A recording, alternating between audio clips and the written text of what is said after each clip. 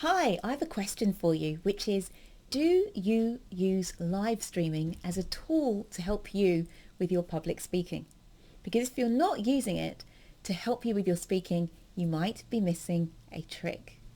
We'll delve into that in just a moment, but first of all, I'd like to introduce myself because my name is Shola Kaye and I'm a professional speaker and a speaker coach based in London, and I work with individuals who want to improve their communication, and also I work with companies to help their staff do the same.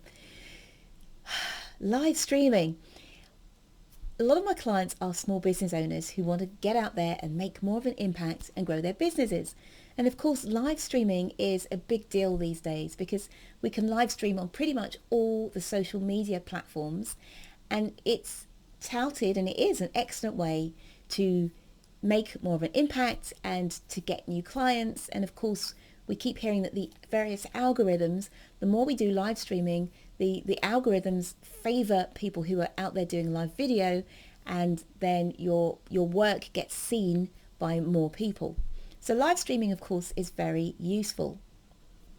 And a few weeks ago, a client of mine who's a small business owner, he's a coach working with a lot of people in the pharmaceutical industry, he came to me and he said that he is planning to start up a YouTube channel, and that he wants it to have really high production values and look really slick and smooth.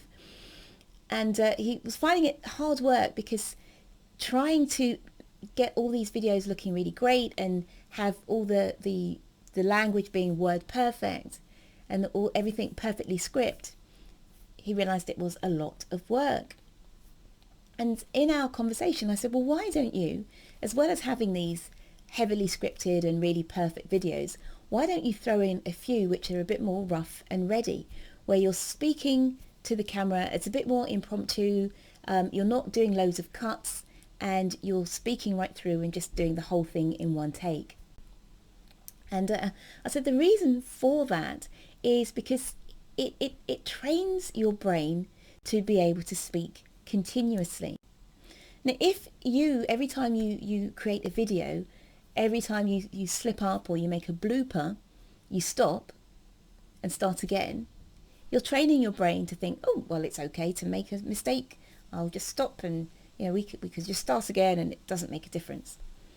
However, if you have this attitude of, right, I'm going to get through this, I'm going to complete it and get from start to finish and keep the camera rolling, then you soon become much more fluent and fluid when you're speaking, because you're training your brain to keep going.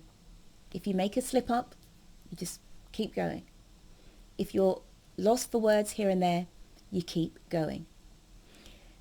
And in the same way, if you don't stop the camera from rolling when you're making, say, a YouTube video, it's exactly the same thing as when you're live streaming. Because once you've started and you've got a few eyeballs looking at you and there's people out there who are watching your live stream, if you mess up and say the wrong thing, you're not going to stop it and then say, oh, hey guys, just come back, I'll be there again in a minute or two and we'll start from scratch. You just keep going. And it becomes a much more conversational experience because you're speaking conversationally. It doesn't have to be perfect. And you just relax and feel as comfortable as you would feel if you were chatting with friends or family members or colleagues at work. So I would argue that live streaming, as much as you possibly can, is a really great way to improve your public speaking. Because a few years ago, I had quite a big meetup group of women who were interested in speaking to grow their businesses. I've since stopped that meetup group, but I polled them at the time and I said, well, what's your biggest fear and concern around speaking? And the vast majority said that it was drying up or blanking out in the middle of a talk. So having practiced doing live streaming forces you to keep speaking. And then you get over that hump of, gosh, what's going to happen if I blank out? What if I stumble? What if I trip and say the wrong thing? And you realize that you can get through it. You can keep talking. And you're not talking gobbledygook, you're talking sense that people are interested in listening to. So live streams are super useful, and I've even used them with clients as a tool. One of my clients who used to come to me, who had a lot of experience in corporate, very senior marketing executive, who decided to change role, and she said that she always found speaking and doing teleconferences and video conferences very awkward. So what we did is we set up a task for her where every day she had to send me a video that was live streamed, so or at least one that she had recorded in its entirety where she couldn't stop and start.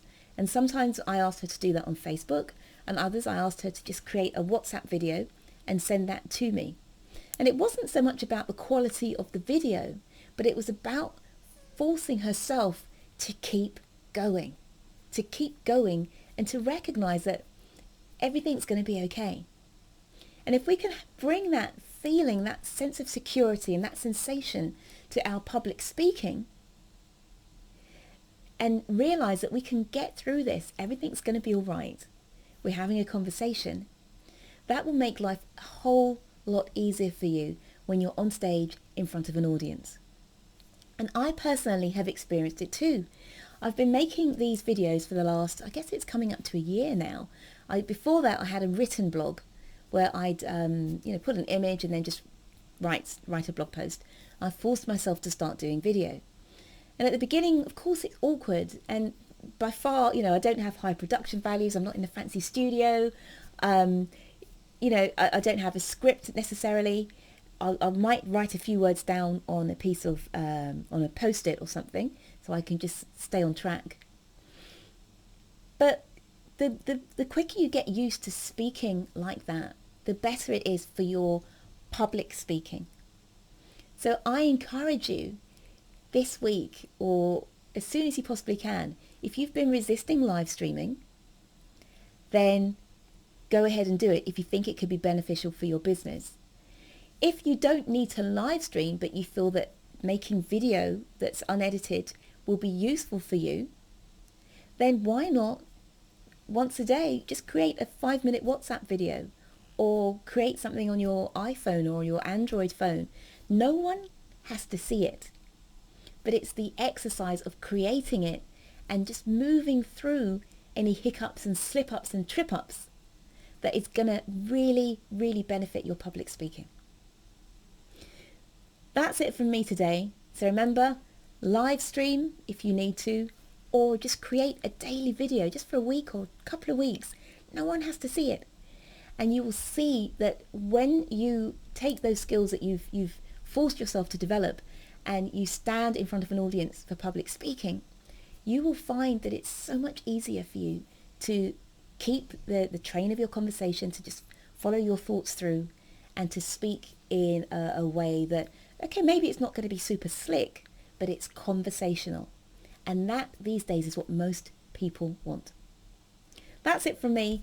If you are interested in finding out more about working with me, possibly on my Get Clients with Speaking program, if you're a small business owner, or bringing me into your organization to run a keynote talk or to provide a masterclass, please do get in touch. Go to sholakaye.com and drop me a line and I'll be happy to correspond with you. So take care and get on the video now. All right, bye.